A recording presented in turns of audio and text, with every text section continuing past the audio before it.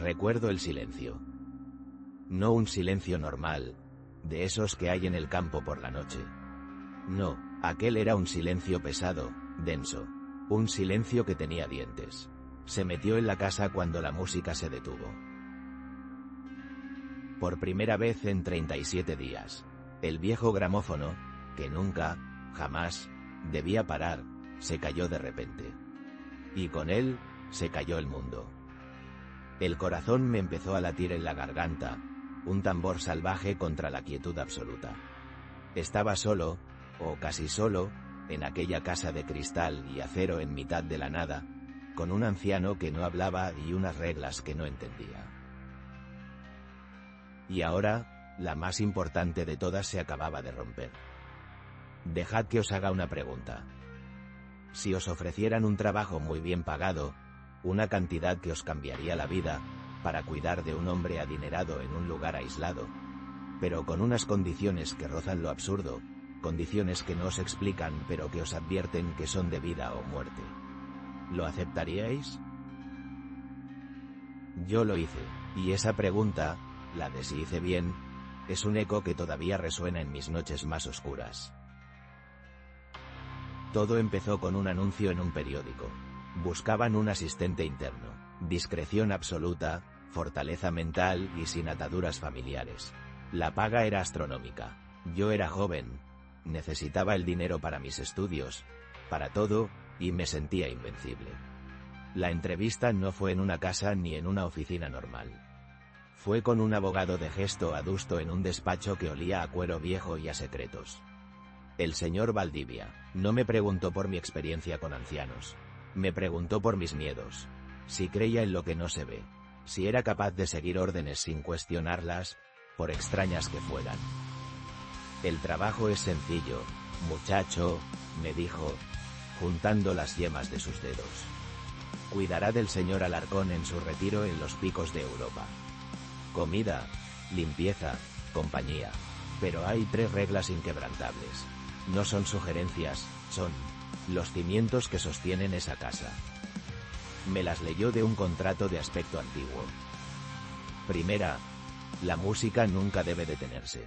Hay una colección de vinilos de música clásica. Cuando uno esté a punto de acabar, debe poner el siguiente. Siempre, día y noche, el silencio no es bienvenido en esa casa. Segunda, al caer el sol, todos los espejos y superficies reflectantes de la casa deben ser cubiertos con las telas de terciopelo que encontrará para tal fin. Sin excepción, ni el reflejo de un vaso de agua. Y la tercera, la más extraña. Nunca, bajo ninguna circunstancia, debía dirigirme al señor Alarcón si él no me hablaba primero. Podía hablarle para informarle de la cena, o de cualquier necesidad, pero no hacerle preguntas. No iniciar una conversación. Pensé que eran las excentricidades de un viejo rico. Manías. Valdivia debió ver la duda en mi cara. No juzgue lo que no comprende, joven. Hay equilibrios que es mejor no perturbar. El señor Alarcón valora su paz por encima de todo. La paga era demasiado buena para decir que no. Firmé aquel documento que no era un contrato de trabajo, sino una sentencia. La casa era irreal, no era una cabaña rústica, como imaginaba. Era una obra de arquitectura moderna, clavada en la ladera de una montaña como un fragmento de otro mundo. Paredes de cristal del suelo al techo que daban a un valle profundo y verde. Minimalista, fría, impersonal. El señor Alarcón era un hombre alto, huesudo, de mirada perdida en algún punto más allá de las montañas. No me saludó, solo asintió levemente cuando el chofer me dejó allí con mi maleta. Y la música, una sinfonía de Brahms, ya flotaba en el aire, llenando cada rincón. Las primeras semanas fueron un ejercicio de disciplina y soledad. Mi vida se convirtió en un ritual. Cambiar los discos, preparar comidas que apenas probaba, limpiar superficies que nunca se ensuciaban y, al atardecer, el ceremonial de cubrir los espejos. Había decenas, en los baños, en los pasillos, incluso en la cocina. Eran enormes paños de terciopelo negro, pesados, que absorbían la luz. La casa, de noche, se convertía en una caja ciega, donde solo existía el sonido constante y envolvente de la orquesta.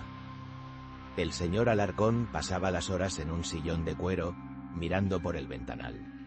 A veces leía, a veces, simplemente, miraba. Nunca me habló, y yo, cumpliendo mi parte del trato, nunca le pregunté nada.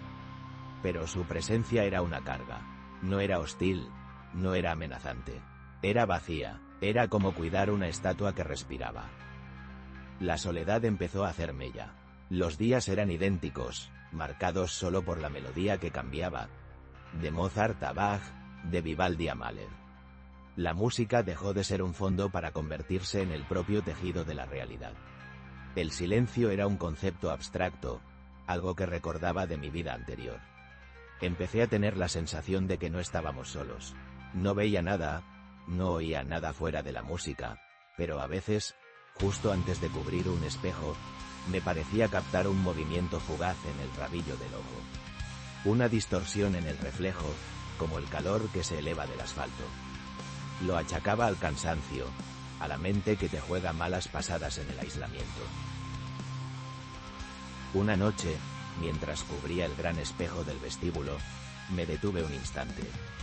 Me miré, tenía ojeras, la mirada más hundida, parecía más viejo, y por un segundo, solo un latido de corazón, juraría que mi reflejo no sonrió, sino que hizo una mueca. Una mueca de lástima. Me aparté de golpe, el corazón desbocado. El terciopelo se me resbaló de las manos y cayó al suelo. Me agaché a recogerlo, sin atreverme a mirar de nuevo. Cuando volví a levantar la vista, mi reflejo era normal. Solo mi rostro asustado devolviéndome la mirada. Y entonces, llegó la noche número 37. La noche en que la música paró. Fue un chirrido seco, la aguja del gramófono saltando y luego, nada, el silencio. Fue tan repentino, tan absoluto, que dolió físicamente, como si me hubieran arrancado los oídos. La casa, sin su banda sonora, se reveló como lo que era. Una tumba de cristal en mitad de la nada. Cada crujido de la madera, cada silbido del viento fuera, se amplificó hasta volverse un grito. Miré al señor Alarcón. Por primera vez en más de un mes, su postura había cambiado. Ya no estaba relajado en su sillón. Estaba rígido, tenso. Sus ojos, normalmente vacíos, ahora estaban fijos en la oscuridad del ventanal, y reflejaban un pánico primario, animal. Tenía los nudillos blancos de apretar los reposabrazos.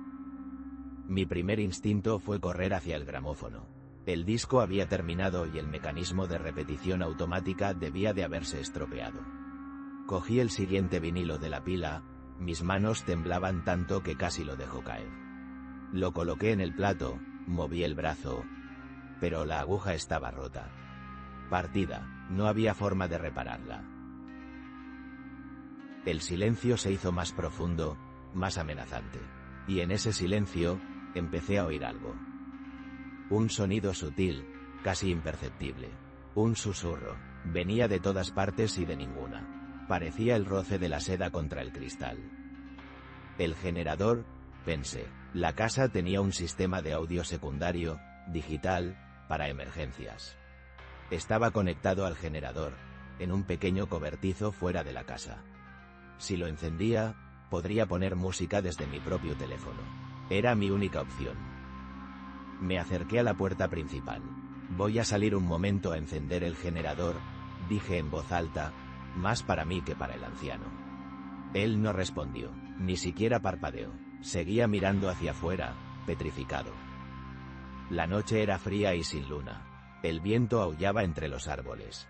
El cobertizo estaba a unos 20 metros. Corrí, tropezando en la oscuridad.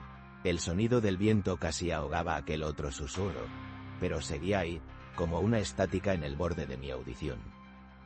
Dentro del cobertizo, el olor a gasolina y a metal frío me tranquilizó un poco. Era algo real, tangible. Tiré de la cuerda del generador 1, 2, 3 veces. Al cuarto intento, el motor tosió y cobró vida con un rugido que fue la música más hermosa que había oído nunca. El sistema de la casa volvería a tener corriente. Salí corriendo de vuelta, sintiendo una urgencia irracional, como si algo me persiguiera en la oscuridad. Cuando entré de nuevo en la casa, el alivio me duró un segundo. Las luces parpadearon y se estabilizaron. Pero algo estaba mal, terriblemente mal. Uno de los paños de terciopelo, el del espejo del vestíbulo, el que se me había caído a mí antes, estaba en el suelo. El espejo estaba descubierto. Y el señor Alarcón ya no estaba en su sillón. Estaba de pie, frente al espejo, de espaldas a mí. Estaba completamente inmóvil, mirando su propio reflejo. Pero no era su reflejo lo que me geló la sangre. Era la figura que estaba a su lado en el espejo. Una forma alta, delgada, borrosa, como hecha de humo oscuro y retales de noche. No tenía rostro, solo una mancha pálida donde debería estar, y parecía estar inclinada sobre el hombro del señor Alarcón, como si le estuviera susurrando algo al oído. Me quedé paralizado. Mi cerebro se negaba a procesar lo que veían mis ojos. La cosa en el espejo levantó lentamente una mano, una extremidad larga y antinatural, y la posó sobre el hombro del reflejo del señor Alarcón. Y en ese preciso instante, el verdadero señor Alarcón, el que estaba en la habitación conmigo, se estremeció. Rompí la tercera regla. «Señor Alarcón», grité. Mi voz sonó extraña, ahogada. Lentamente, muy lentamente, el anciano se giró. Y vi su cara. El pánico se había ido. En su lugar, había una sonrisa ancha, plácida, antinatural. Sus ojos ya no estaban vacíos. Brillaban con una inteligencia fría y antigua. Y entonces, habló. Por primera vez, su voz no era la de un anciano frágil. Era una voz resonante, tranquila. Demasiado tranquila. «Te dije que no le hablaras», dijo. El mundo se me vino abajo. No entendía.